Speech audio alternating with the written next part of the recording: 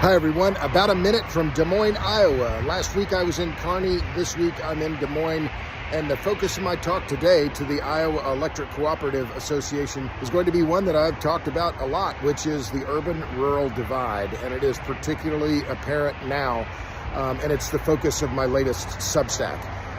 The piece I wrote today, I published this morning, it's headlined, Michigan Dems Bigfoot the Locals. And what happened in Michigan just in the last few weeks, the Democratic legislators in Michigan and passed bills that allow the state bureaucrats in Lansing to override local zoning when it comes to renewable energy projects. The bill was signed into law by Governor Gretchen Whitmer, who is a Democrat as well. So now this is the fourth state that is controlled by Democrats that have passed measures that allow state bureaucrats to override local zoning laws when it comes to big wind and big solar. Why is this happening? Well, for a lot of reasons. One is the opposition to wind and solar, as I've documented over and over in the renewable rejection database, is enormous. 603 rejections or restrictions of wind or solar across the U.S. since 2015.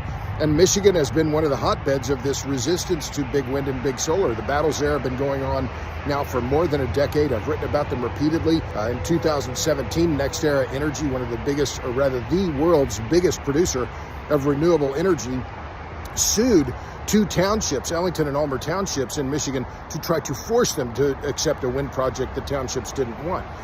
So now we have the legislature in Michigan and the governor essentially telling small communities across the state, we don't care what you want, we're going to force you to take wind and solar whether you like it or not.